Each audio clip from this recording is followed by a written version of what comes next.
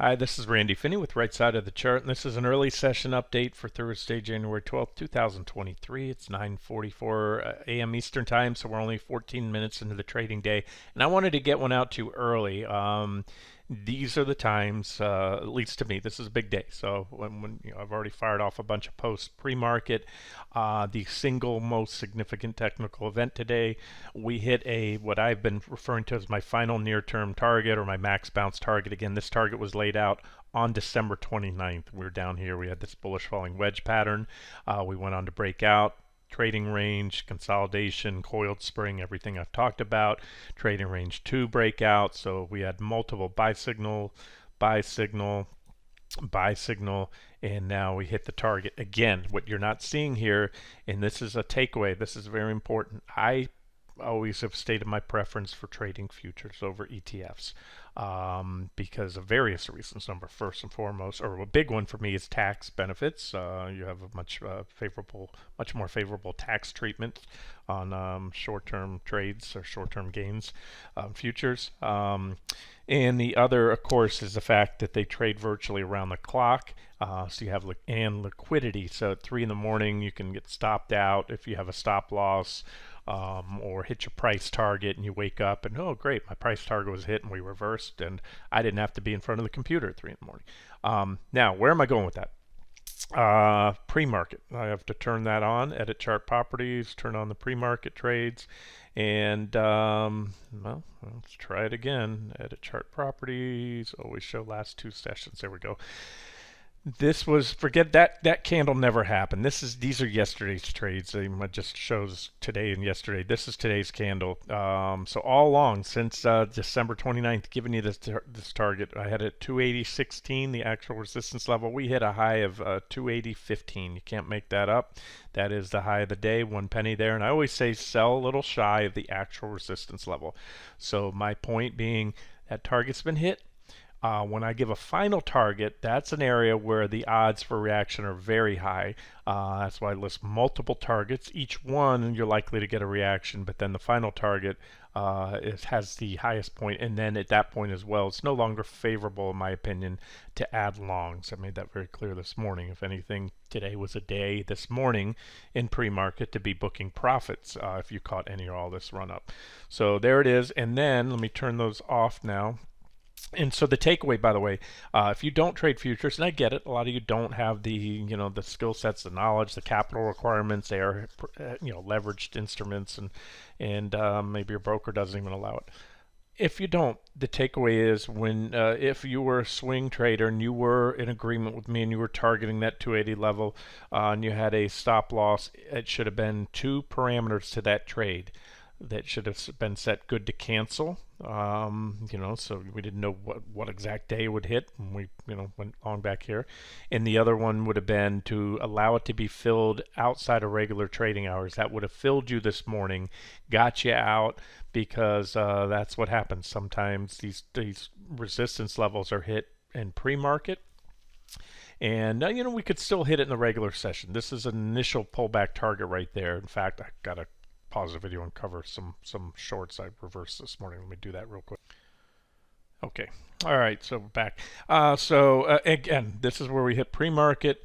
This reaction high, traders are going to be focused on that, and that's about where. And it carries over here. So you'd put a line right there. So that was a very objective short entry to reverse. That means close your longs and then go short. Quick pullback trade. And then what we want to watch, I'm going to cover that in a second. We could zigzag down here. You have negative divergence down the 60-minute chart, so we're probably going to get a deeper pullback, would be my guess. The recent price action has been very bullish, so I can't say with the utmost conviction. All I can tell you on the way down, I'm going to pull these lines now that they were targets on the way up. That's the first target. We're probably going to bounce. We just broke down. So this is what you want to watch. I told you before, we have this 60-minute uptrend line right here, and this forms a bearish rising wedge. Remember, in pre-market it was hit there, but this is the regular session, so this is what I'm going to go by. There's your divergence line. This is a breakdown candle. If we get a solid 60-minute close, that is a more significant sell signal that's probably going to lead to more downside, right? from here. We'll see how this 60-minute candle closes. We have 11 more minutes to go before it closes. It will be at 10 a.m. The first candle, the first hourly candle is really a 30-minute candle because of the fact there's 6.5 hours in trading day.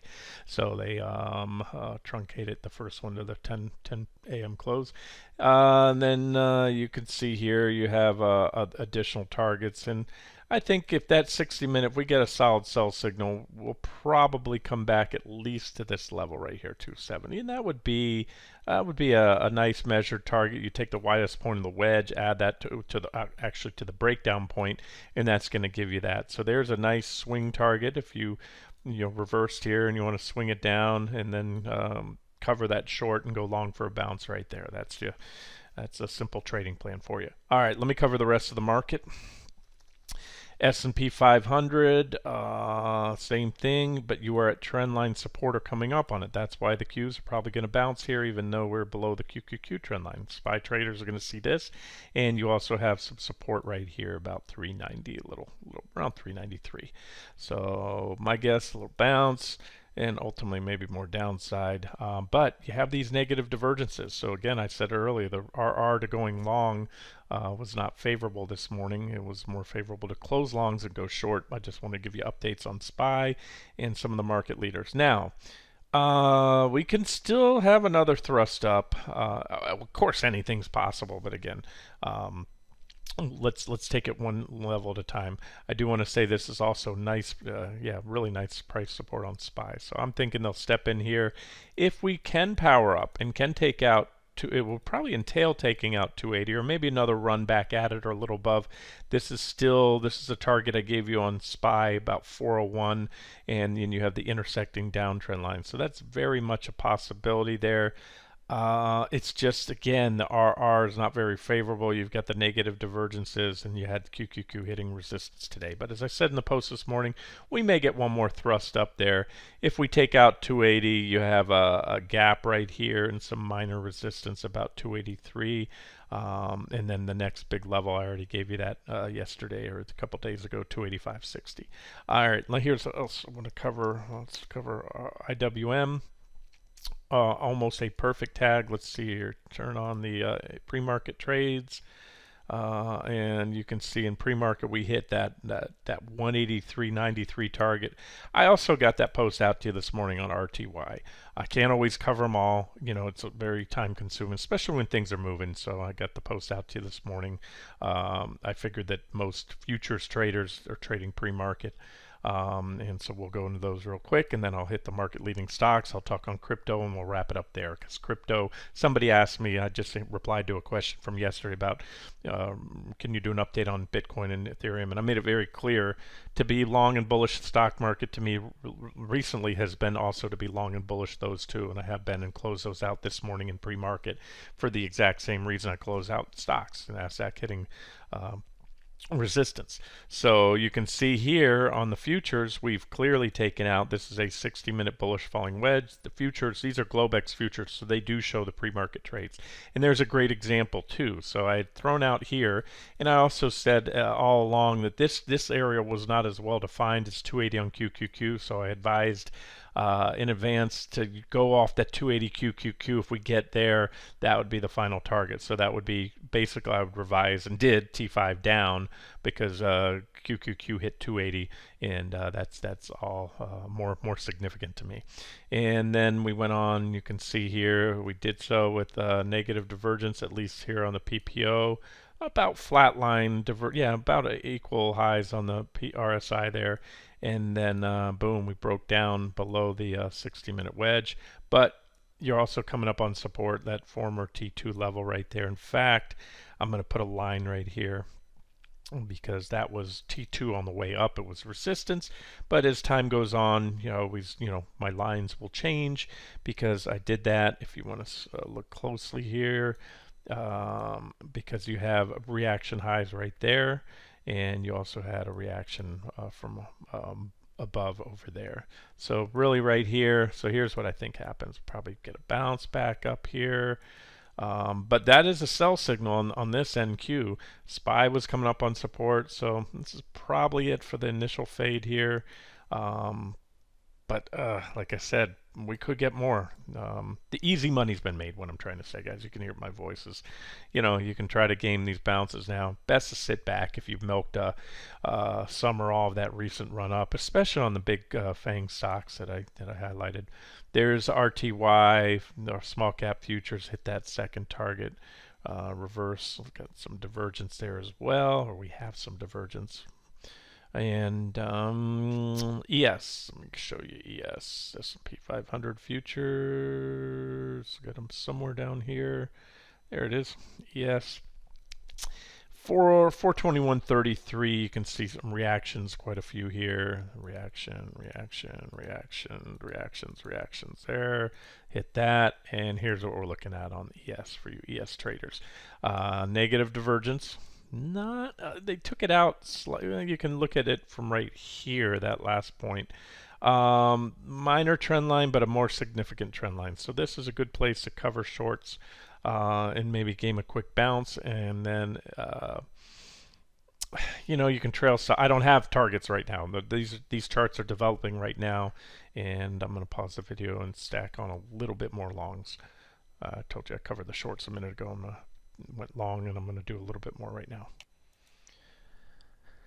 Okay, all right, so that's the futures. There's the small caps, and let me give you the big market leaders, and then and crypto. Let me jump over to crypto, and I'm going to go back to the market leaders. I just don't want to forget about crypto again. Somebody asked, and I haven't given many updates because again, it was just a highly correlated trade. Again, we saw returned risk on. This is Bitcoin, BTC, the actual crypto. I have a downtrend line on the futures that comes in a little more clean, but this is where I sold this morning because that was exactly when QQQ hit 280. It's a previous reaction high, and not just that, it was nice support. I believe I laid that out as a target initially. And so you have this triangle. If we get a pullback, I don't know if it's going to go this deep. It depends how far the stock market pulls back, but that would be an objective area if, and a big if when I say that, if at that point in time Bitcoin gets down here to the trend line about 17,000, and you can make a case to go long the stock market as well at that point in time for a bounce. And let me show you, what I don't mess with these individual, I just like futures. So let me show you what I'm trading. This is it, BRR. This is a Bitcoin futures, and there's that downtrend line I told you about. So there was three reasons to sell, take profits on Bitcoin this morning. Number one, QQQ, most importantly, hit that final near-term target, 280. So a pullback was highly likely, at least again on the initial tag. We may power through there, and I made the case recently that price action in recent days and weeks has been 110% bullish, and that may carry through. Long-term charts, still in a bear market, so I'm taking it day by day. But so the reasons were, number one, we ran into a downtrend line. Number two, we ran into price resistance. They came in together, 18,309. And then, of course, QQQ hitting the 280 level. If this pullback gets some traction, same uptrend line right there. And that's, again, buy level if and only if you can make a case for the stock market to rally, because crypto is a risk-on asset. Alrighty. Last but not least, I'll give you my 3 picks I gave you in the last few weeks here. Starting with my favorite, Amazon. So, I mean, it doesn't get any better than that. This was a target zone I gave you right here. This is where I got filled to get out this today. You had a confluence of resistance. I had number one, a resistance zone laid out at 96.50 to 98 right there. Smack in the difference, split the uprights on it right in the middle there, and then the downtrend line. I mean, really doesn't get any better. That is a 10 on a scale 1 to 10. Why you should sell a stock that's run up, especially a multi-trillion-dollar company, big market cap that's run up 20% to get there in one fell swoop. So what I mean by that is you're near-term overbought. RSI will tell you that. When you get nosebleed territory. So again, this was a very objective level to take some profits if you milked any of that, and get back in on a pullback, because this is, and I'll let you know my thoughts on that again if and when.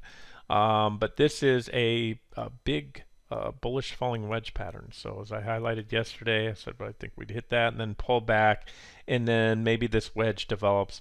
I can tell you, I mean, if we break out a solid breakout above the trend line, the BOD level is 98 because that's the top of the resistance zone. BOD, by that I mean benefit of the doubt. In other words, you break the trend line, you still want to see 98 get taken out. If so, next target's 102, and then we'll go from there. I'll turn my focus to the daily charts. If this breaks out, and then the others I highlighted, Apple again, that was a long entry 1 on the breakout, long entry 2 on the back test, and this one's from the back test or the recent lows. It's rallied about 7, almost 8%. And again, look at that, right up there. I think we hit it in pre-market. Let me turn on the pre-market trades. Again, same targets I laid out before. Edit chart properties, always show last 2 sessions.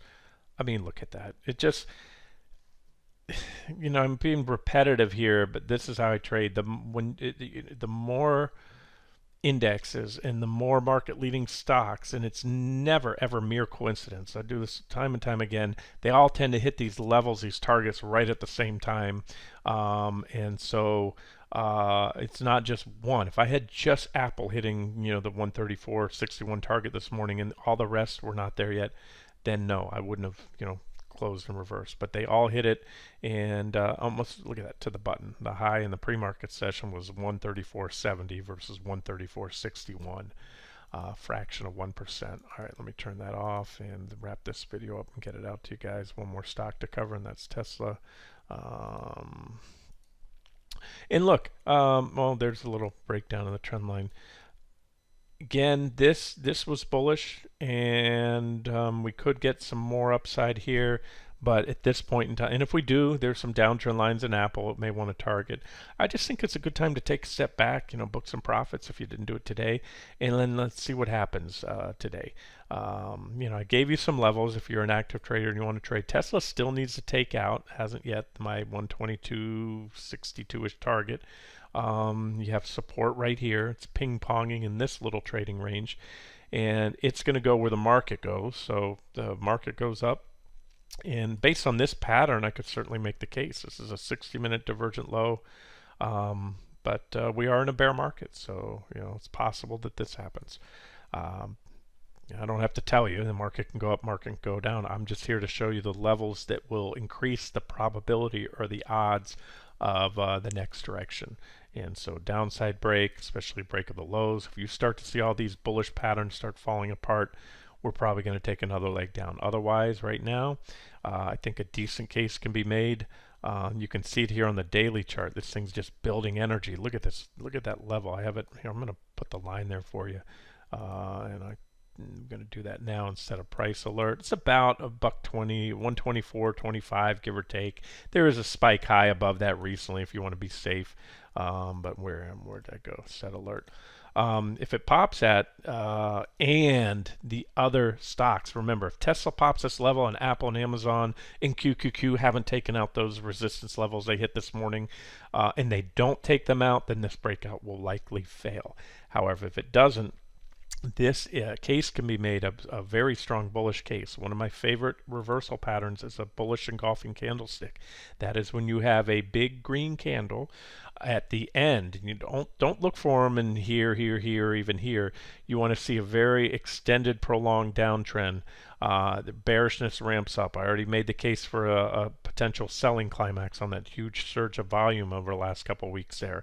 And then you had a bullish engulfing candle that engulfed the two previous, at least the body of the previous candle.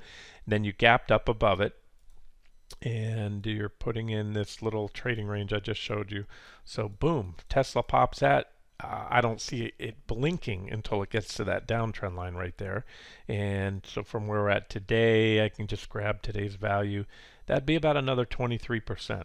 And the only way Tesla's going to do that, in my opinion, is if Apple, well, there it is, takes out this level, runs up to its trend line. Amazon does the same thing, takes out the downtrend line, et cetera, et cetera. And I put a pretty good odds on that right now. I think the inflation report today wasn't super soft, but it wasn't bad either.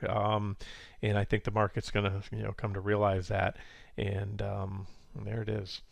All right, let me wrap it up, get it out to you guys. So That's it in a nutshell. We hit resistance. We've had some nice trades, maybe a little consolidation here.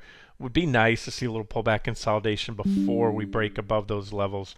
Um, the only thing I'll leave you with is stay flexible, stay nimble, and most importantly, trust the charts. Tune out the noise. The noise is what you hear on TV, the talking heads, the news flow, job layoffs, inflation, prices of this, that, and the other.